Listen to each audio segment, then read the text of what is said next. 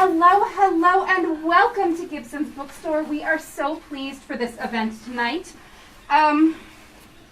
This book has been flying off the shelves all December, all January.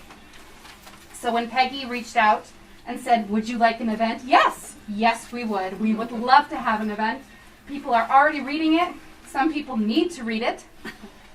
Peggy, John's assistant, is amazing. I want to do all my events with Peggy. Because Peggy even wrote me an introduction, and she put it in huge font. I love Peggy. All right, but this is not an introduction for Peggy. This is an introduction for John Broderick. So I will say before this introduction, books are available up at the cash register if you don't have one. So many people bought this book. I'm sure most of you already do. So I will just read this introduction right now because most of you already know him, but I am pleased to welcome John Broderick to Gibson's Bookstore. Mr. Broderick is the Senior Director of External Affairs at Dartmouth-Hitchcock and formerly served as Chief Justice of the New Hampshire Supreme Court. For the past 47 months, he has traveled throughout New Hampshire and Vermont on a mission to change the culture and conversation around mental illness in an effort to destigmatize it. He says it is the most important work he has done in his entire professional life.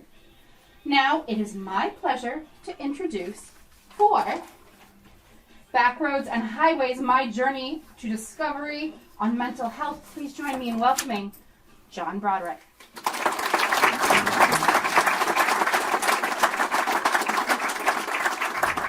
First of all, thanks to Gibson's for doing this, and thank you for coming out on a rainy night. It means a lot to me. I want to thank Peggy Haskett, too. Without Peggy, I'd be lost in the North Woods somewhere.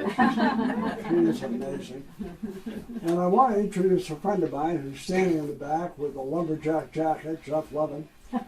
Jeff's a therapist, mental health therapist, practiced in Concord for years.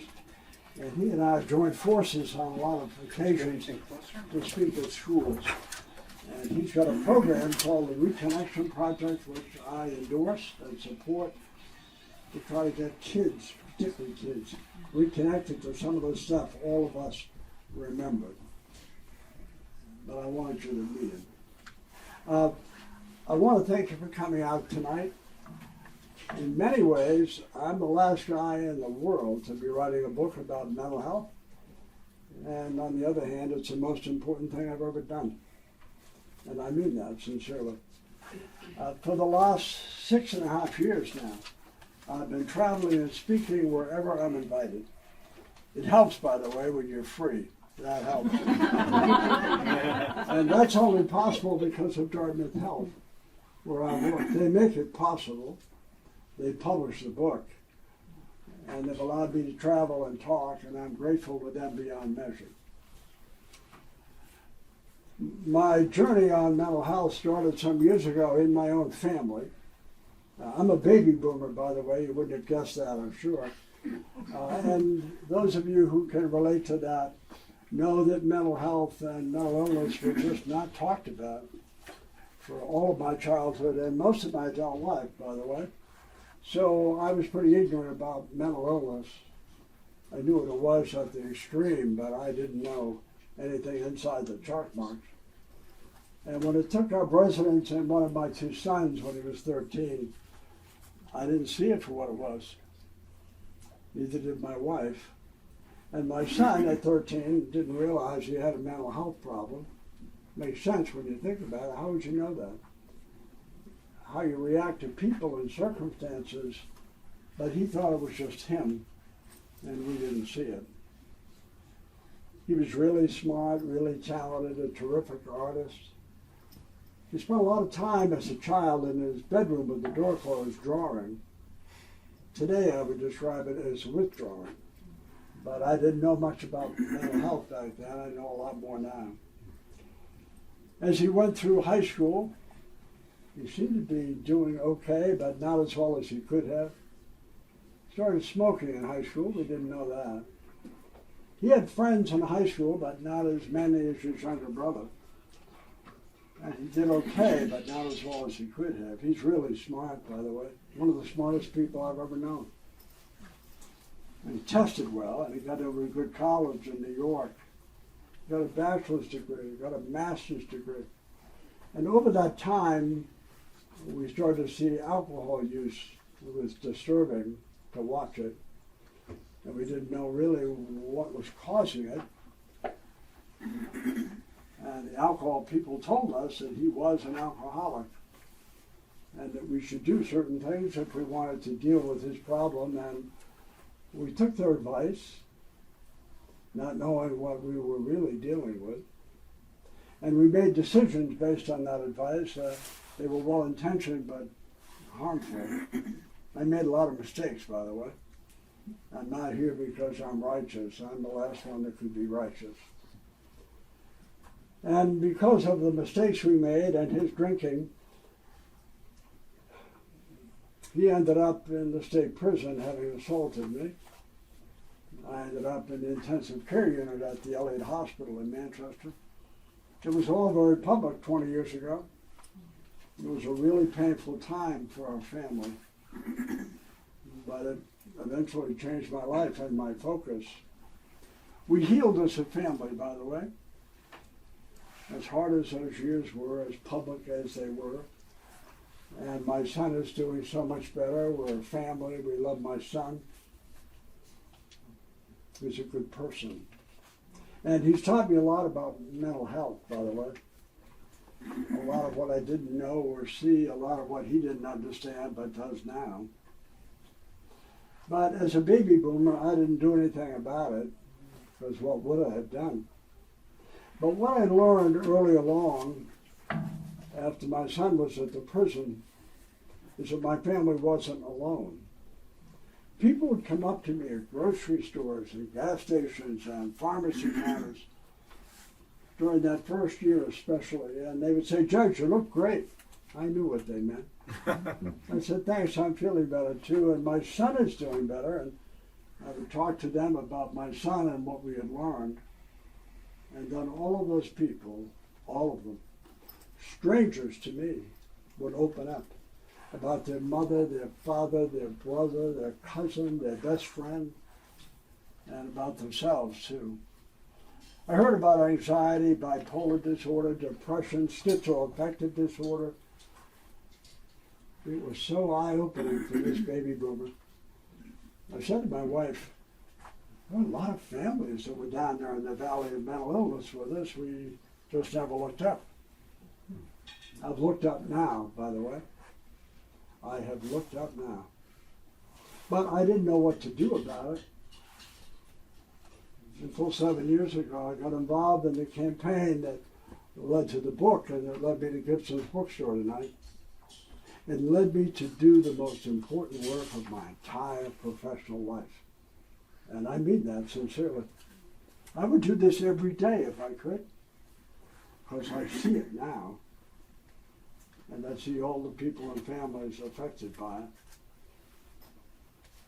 7 years ago, I got a call from Bill Gunn, who was the head of behavioral health at Concord Hospital.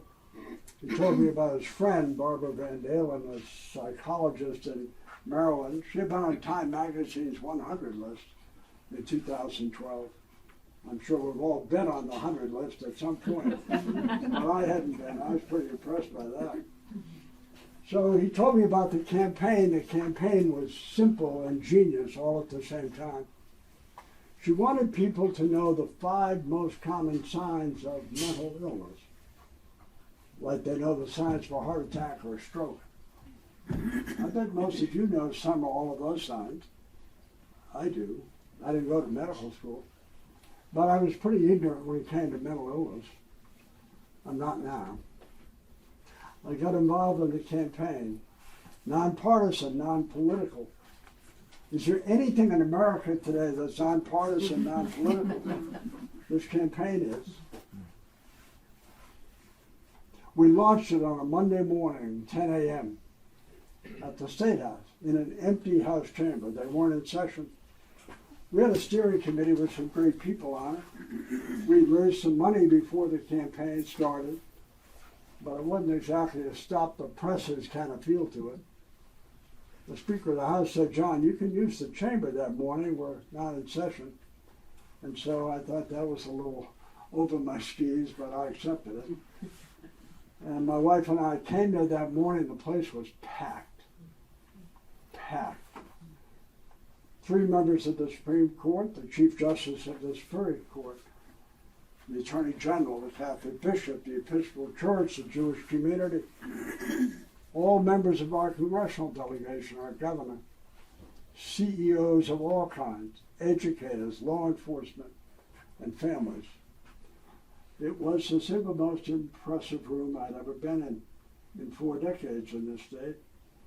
And I realized that morning that we had hit a nerve, that there were a lot of families dealing with this problem.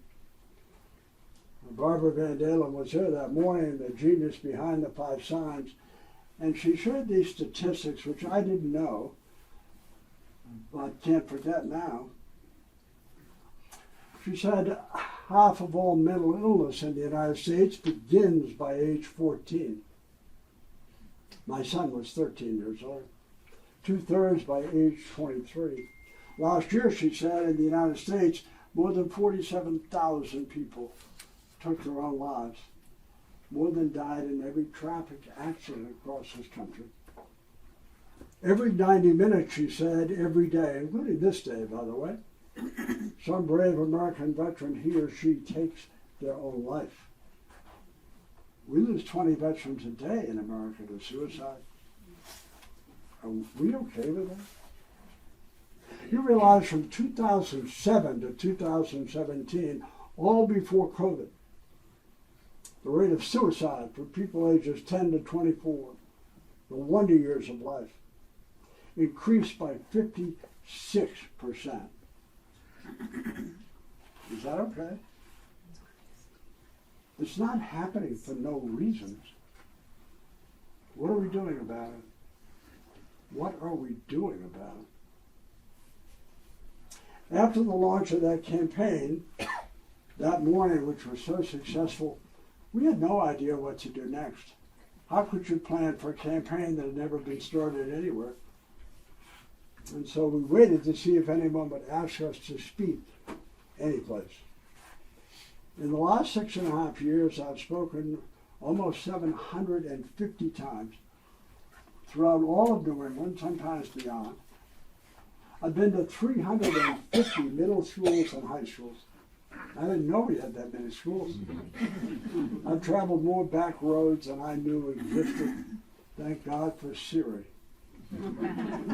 I've spoken to almost 100,000 kids in auditoriums and gymnasiums from grades 6 through 12. I share my family story. And after those talks, it's very common for kids to come up and talk to me. I have hugged more kids with wet eyes in New England than anybody alive. Not because I'm special, but because I was there and I was vulnerable. And those kids knew I wouldn't judge them or shame them or blame them. That's all it takes. It has so opened my eyes. And I wonder some days how I could have been that ignorant. I'm not ignorant now. I'm impatient now. And after all my travels, and I'm, by the way, as you know, not a clinician. I don't even play one on TV.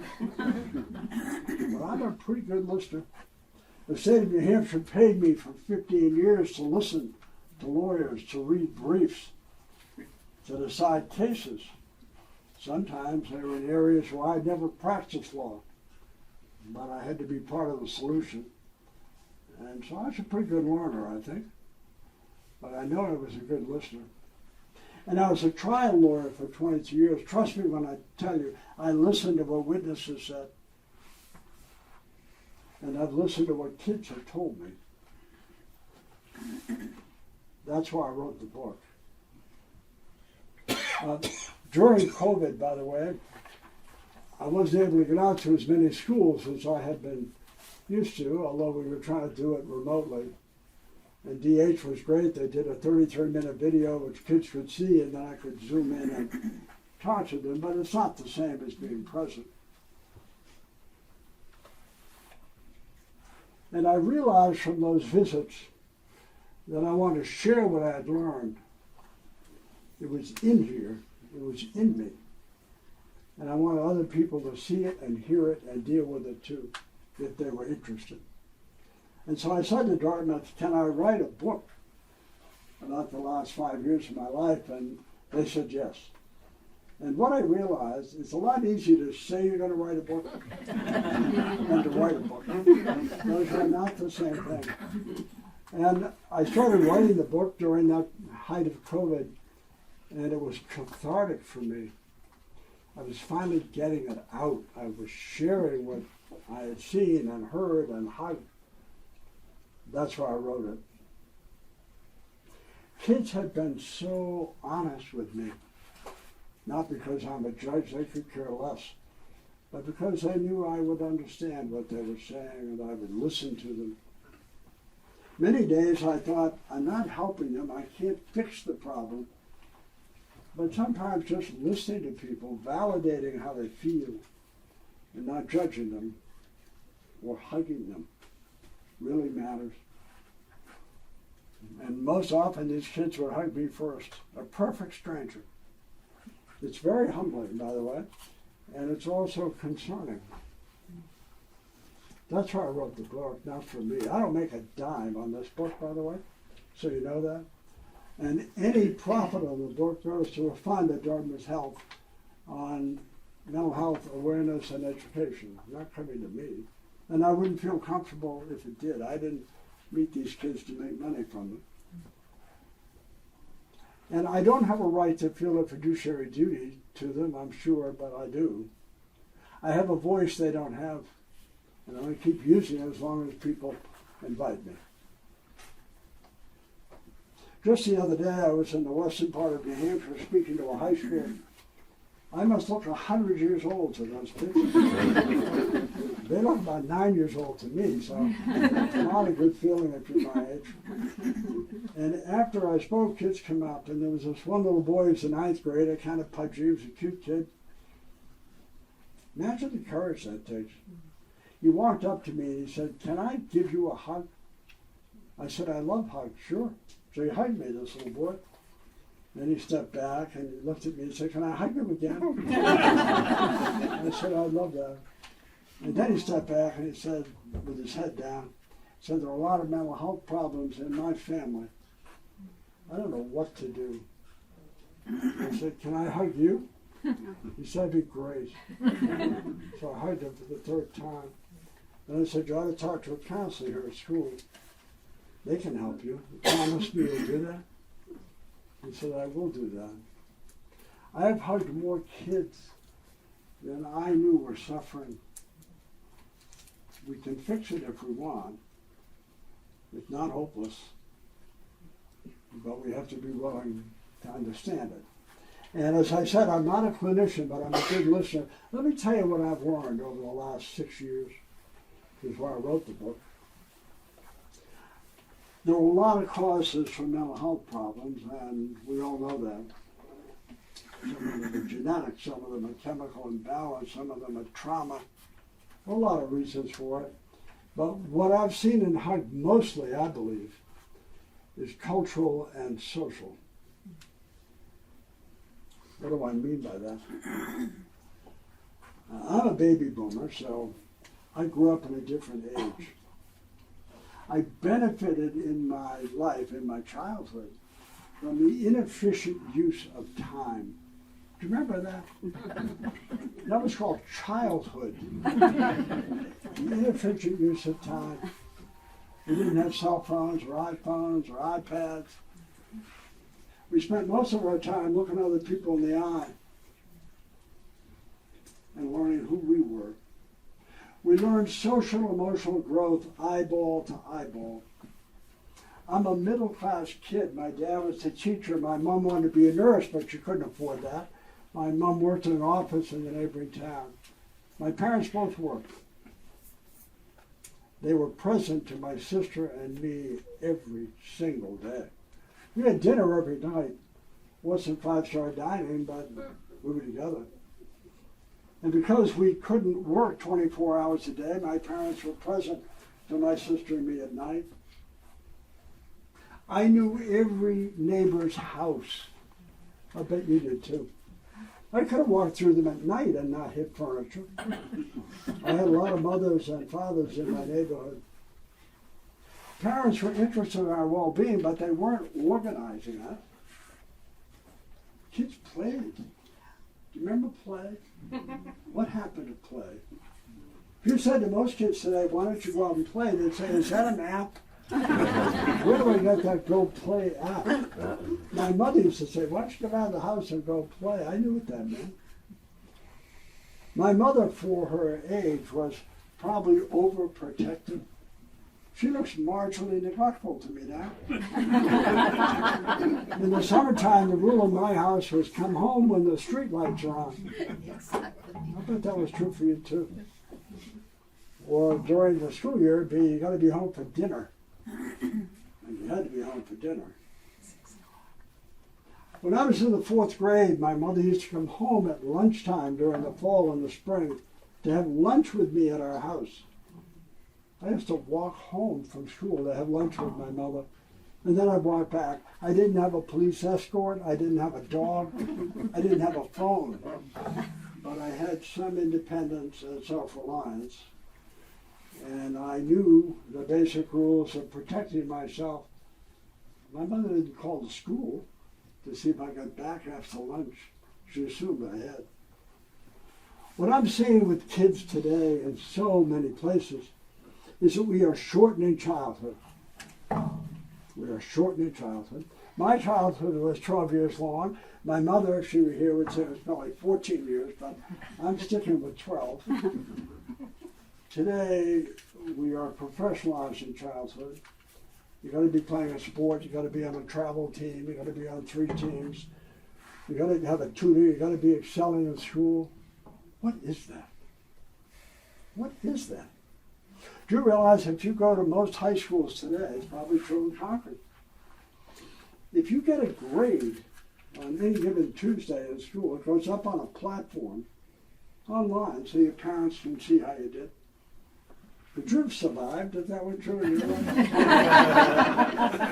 I was on a Zoom call with 3 kids at Middlebury College. One kid said to me, he said, in my high school, they used to put the grades on a platform. My dad would know my grades before I did. I said, oh my God, what did you do when you got that 65 on the chemistry quiz you're not expecting? He said, well, that went on the platform. So what did you do? I said, thank God we didn't have those. But I don't think those papers made it home. I think they got stuck in my book somehow. But every 8 or 9 or 10 weeks I came home with a report card. Well, we don't trust kids enough anymore. We have to know every day. I couldn't have survived in that world. What is the point of that? I had lunch with 8 8th grade girls before COVID at their middle school. You can imagine how thrilled they were to be with the old guy. But I had spoken to them, and so they were hospitable enough. I sat with them. They didn't look too happy about it. So I said to them, hey, do you guys have cell phones? And they looked at me like, does he think we don't have cell phones? I said, of course we have cell phones. I said, well, how often can you use them? They said 22 minutes a day during lunch, which I was interfering with. So I said, well, I'm sorry about that. How many hours a day do you use those phones? So that you can only use them 22 minutes in school. And I wasn't sure they'd be totally candid. And they said anywhere from 4 to 5 to 6 hours a day. You could probably add an hour to each of those. And one little girl didn't really answer. I said, how about you? She said, well, I only use mine an hour or 2 a day. I said, that's very good. She said, well, not really, because if I'm on there more than that, I get very depressed. More and more literature, by the way, that says that. A lot of these kids, by the way, are spending 1/3 or more of their waking hours looking at the palm of their hand, not looking up. Social emotional growth comes this way. It's not on a computer. There's a lot of data on computers, but there's not much growth there. At that same lunch table, I said to these 8th grade girls, hey, I understand your generation feels really stressed. Is that true? Oh, we're so stressed, they said. Was that your 8th grade life? I was worried about the surprise math test. That was the only stress I had in my life. Not these kids. So I said, yeah, I heard that. Why is that? So the little girl next to me, who they said was the best athlete, boy or girl in the whole school, she said, I'll tell you why we're stressed. We're always trying to accomplish the next thing, so we'll be eligible for the thing after that. Not my life. I bet it wasn't yours either. I said to her, this great athlete, I said, hey, your friends say you're a wonderful athlete. What do you play? She said, I play soccer. I said, you must love soccer. You know what she said? It takes a lot of my time. That was her answer. And so I'm not her parent. I have to be careful. I said, well, I suppose you don't have to play soccer. No, she said, I have to play. Nobody would let me quit. I'm the best player. If I'd been able to say to that 8th grade soccer phenom, hey, you don't have to do that, she would have hugged me. She would have hugged me. In my town, maybe it's true in Concord, and I understand it to some extent. During COVID, I would see signs in front yards that would say, proud parents of a high school graduate. You see those signs? I thought, geez, my mother and father were proud of me, but they didn't put a billboard up. What is that? My mother would say, I'm proud of you. I'd say, okay, thank you. The best sign I saw was in my own neighborhood. This took the cake. It was a little boy. It was a proud parent of a kindergarten graduate. Class of 2022. And I thought, are they going to start holding reunions in kindergarten? When I was in kindergarten, when I could use a seesaw without personal injury and make a capital A that my mother could recognize, I was a genius child. What is that? In one of the neighboring towns by me, around graduation time, there was a proud parent sign. And 2 weeks later, the sign went down and said, WPI, class of 2024. And I said to my wife, should we stop? Or should we get a gift? I didn't know. Data I couldn't process. What is that? In another neighborhood, they had a McMansion house with 3 descending embankments. Someone had paid someone, obviously, to come. It was April. A beautiful S on this middle embankment with all the Syracuse colors. And I said, well, somebody got into Syracuse. What do I do with that information? What about the kid in the neighborhood that didn't get into Syracuse? I went to Holy Cross. If I had said to my mother and father after I was accepted, hey, I have an idea. I'm going to get a can of purple paint. My mother would say, don't you think about that. What is that? I see cars all the time. My son or daughter is an honor roll student, proud parent of an honor roll student. What if my kid's not in the honor roll? Should I not be proud of them? Stop competing. What is that?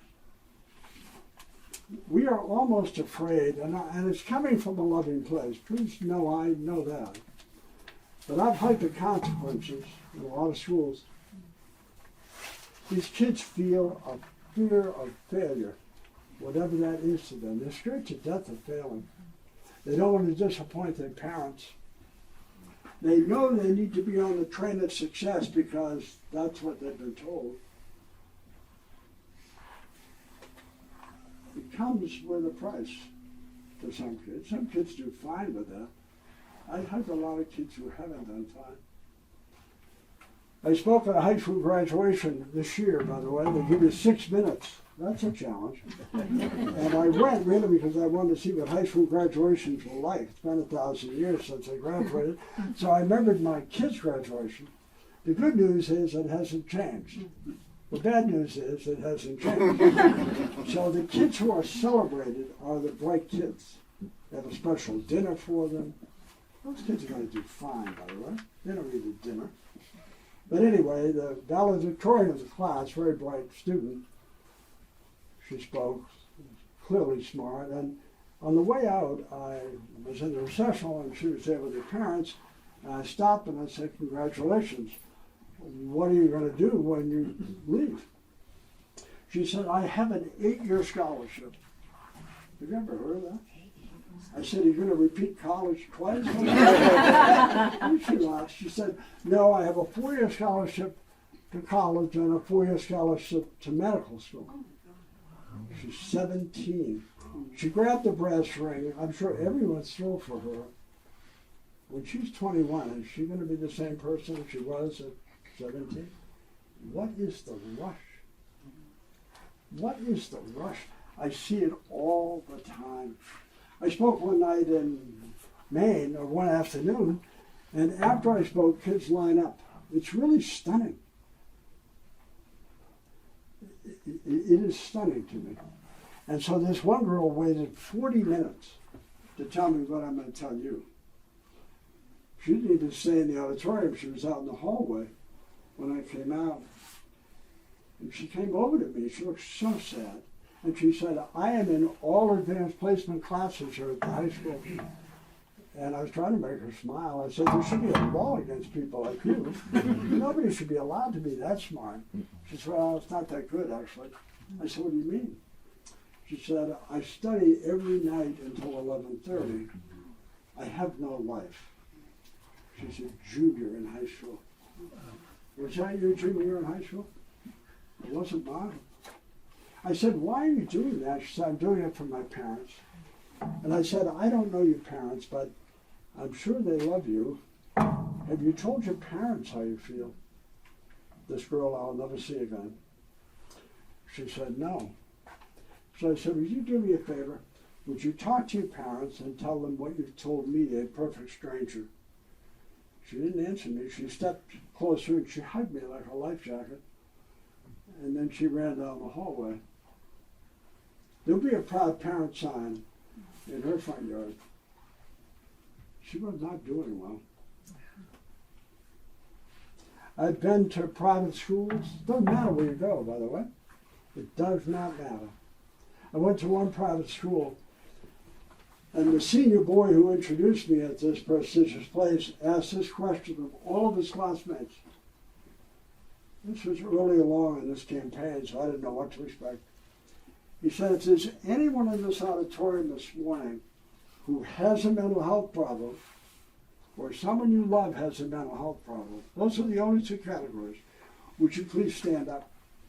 So I was thinking, no one's going to stand up here, not here. After about 30 seconds, hundreds and hundreds and hundreds of kids were standing up. Maybe 25 remained seated. It's hiding in plain sight. It's hiding in plain sight. I told that story, by the way, to a middle-class high school on the seacoast of New Hampshire 6 months later.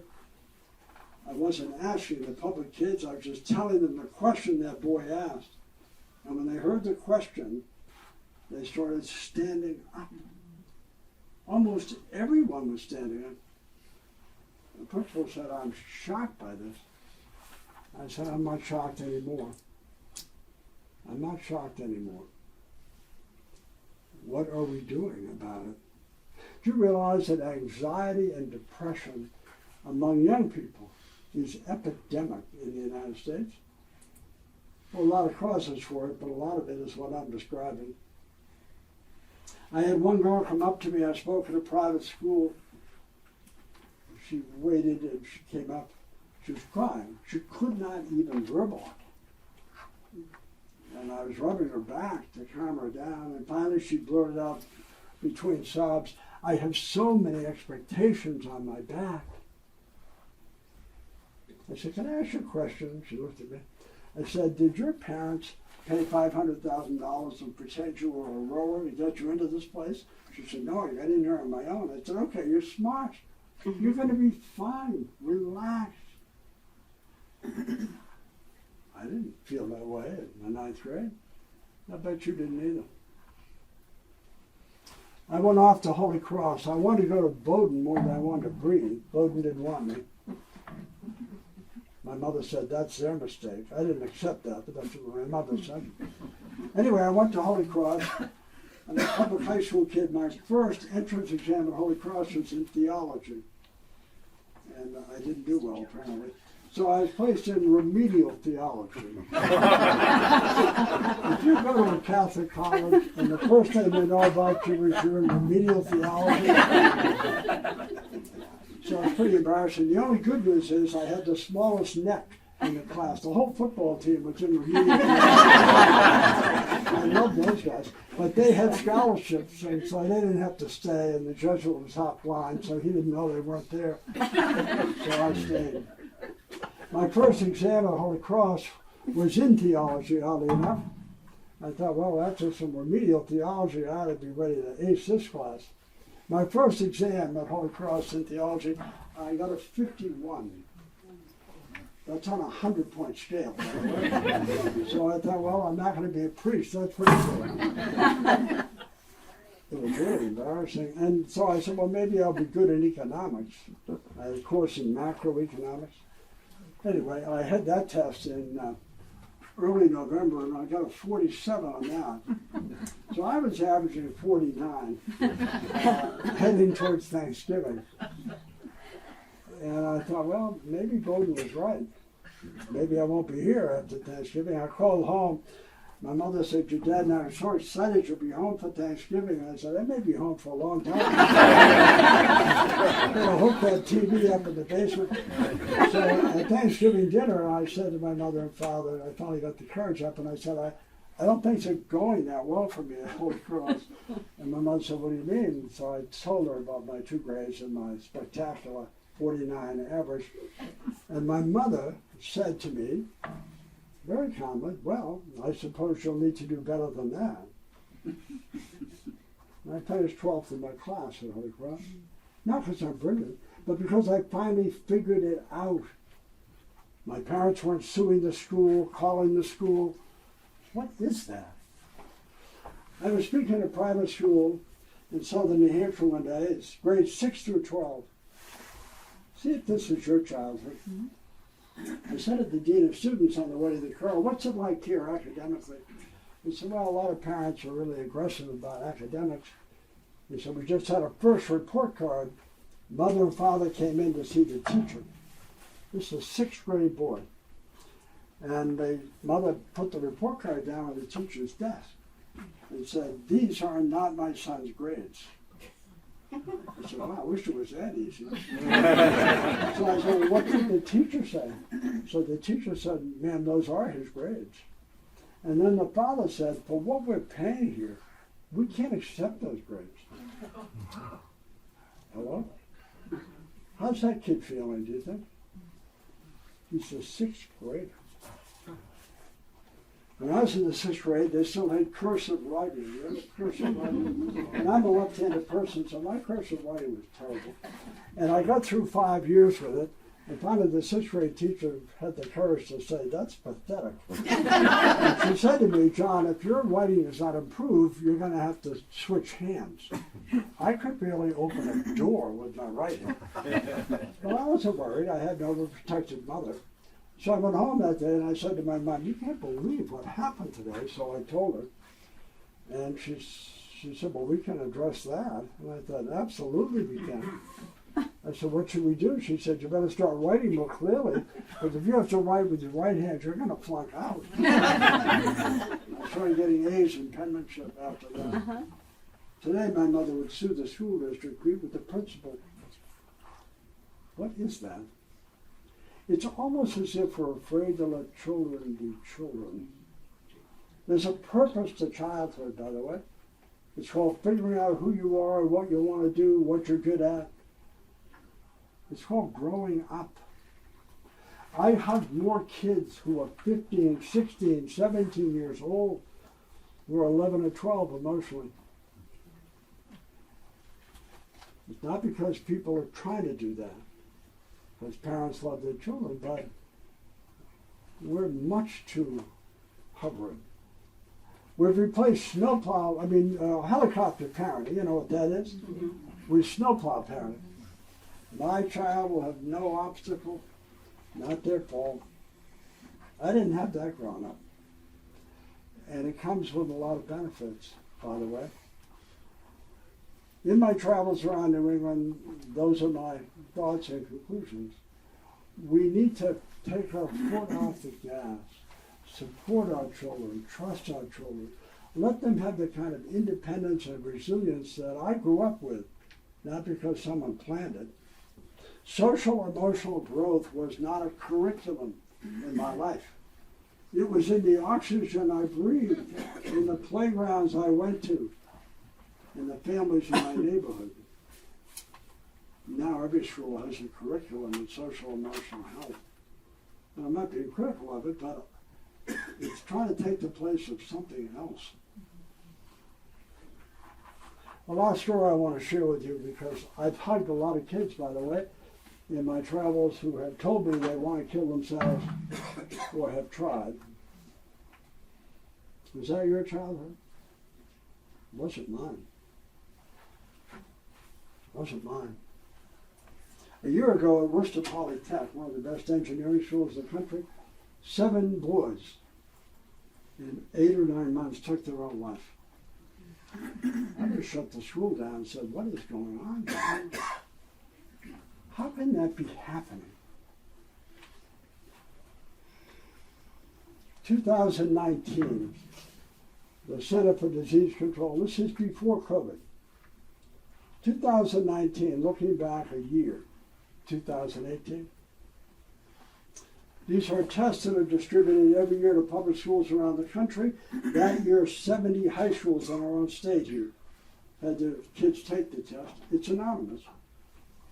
What year in school are you? What's your sex? And what's your age? That's it. Kids answer those questions. The national test results were as follows.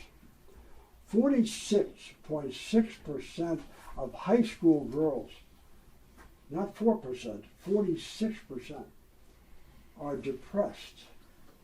26% of high school boys. The question is not, are you depressed? The question is, have you been sad or hopeless for 2 consecutive weeks or longer in the last 12 months so that you haven't been able to engage in normal everyday activity? 46%? Can you imagine if 46% of high school girls had COVID or kidney problems or breast cancer or fill in the blank? It'd be a national public health emergency.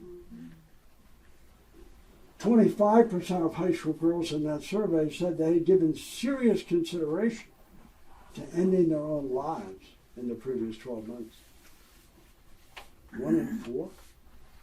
15% of high school girls in that survey before COVID said they had actually made plans to kill themselves. 11.3% of high school girls nationwide attempted suicide 1 or more times.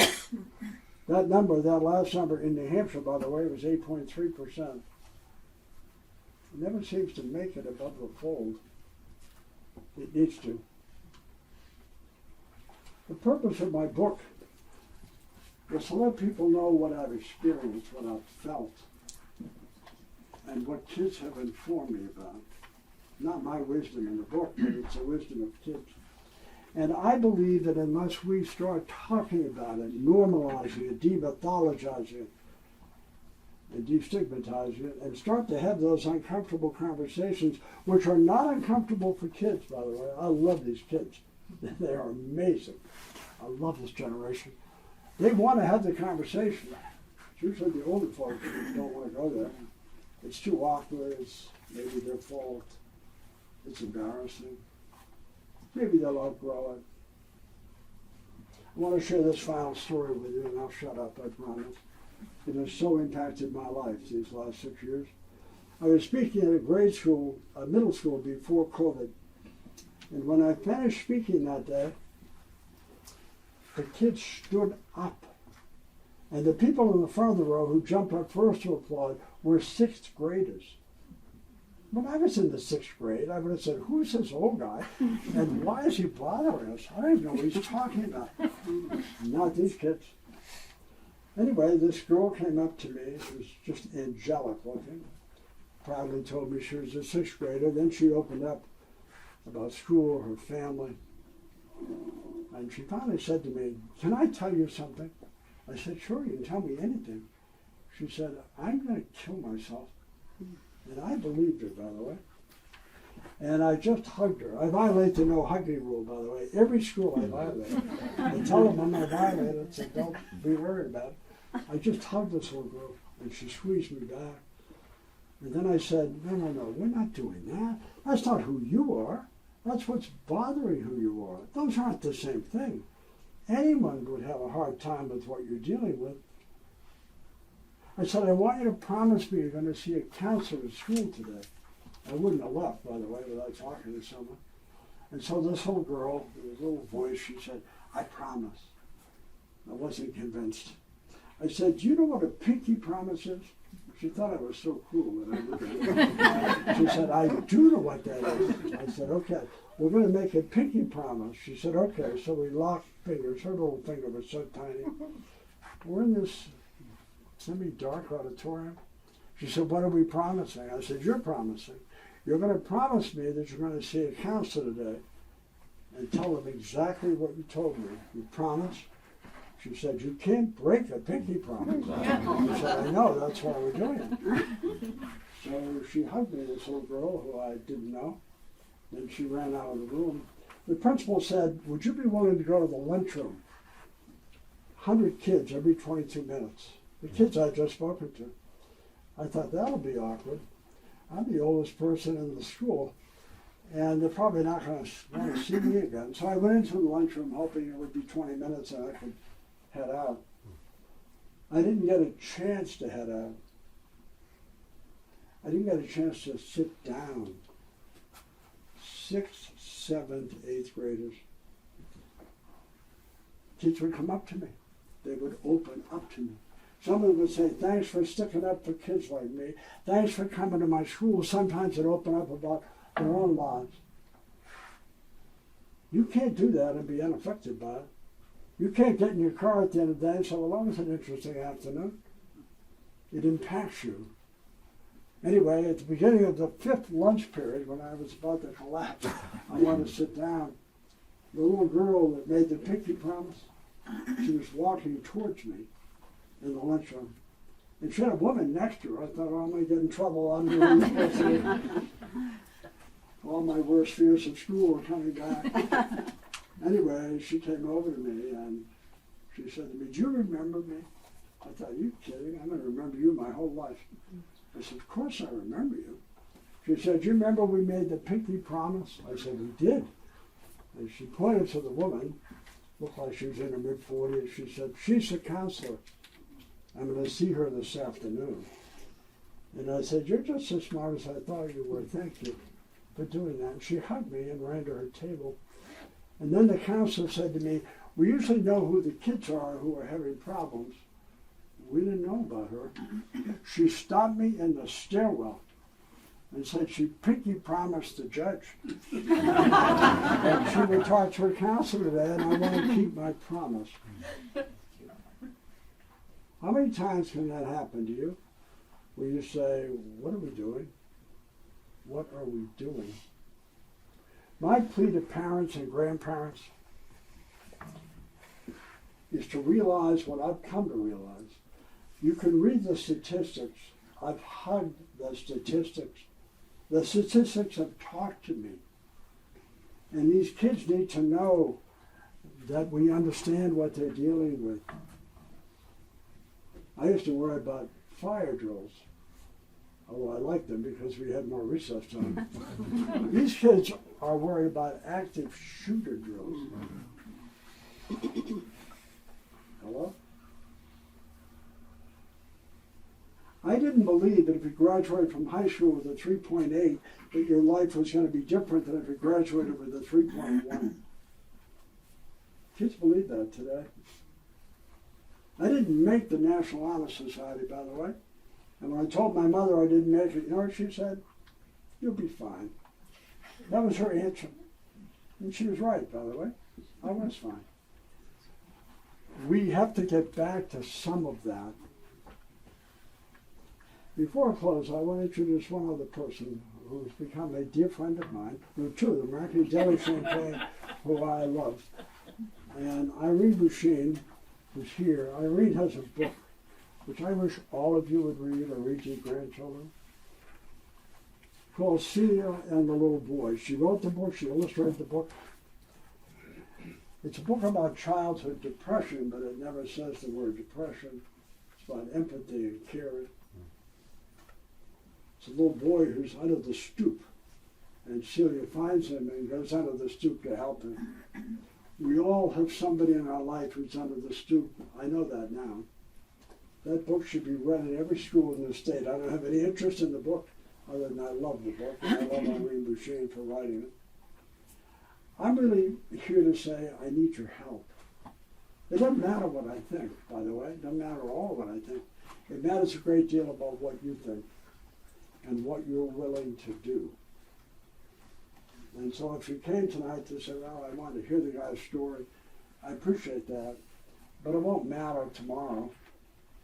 It won't matter tomorrow. What we need to do is decide as a community that this is a problem everywhere, every day. It affects so many families and so many people, not just young people, by the way. Until we can start to say publicly, my mother, my father, my cousin, my sister, myself, we will never develop a mental health system. By the way, we don't have one. Did anyone think we did? We don't have one. It's 2023. It used to be like that for breast cancer, by the way. My mother used to whisper the word cancer. Seems silly now, but not then. Remember the AIDS epidemic? Who were these horrible people? And then Magic Johnson said, I have HIV. And we love Magic. We love Larry Bird more, but we love Magic. And we didn't want to lose Magic. He's still very much alive. Mental health needs a Magic Johnson moment, but mostly it needs all of you. If I could change it myself, if I could fix it myself, I would. I spoke to the head of mental health at Emory University in Atlanta a year ago. I said, Doctor, how would you rate the mental health system in America? 1 being not very good, 10 being wonderful. He said, I can't answer that, John. I said, well, why? He said, John, we don't have a mental health system in the United States. We have fragments, we have a patchwork. People live on either coast and have money. You'll get help eventually. Everybody else, good luck. And it's not because psychiatrists are getting rich. They're among the lowest paid members of the medical profession. Their reimbursement rates are lower than the person who fixed your broken arm. It's stigma that causes that.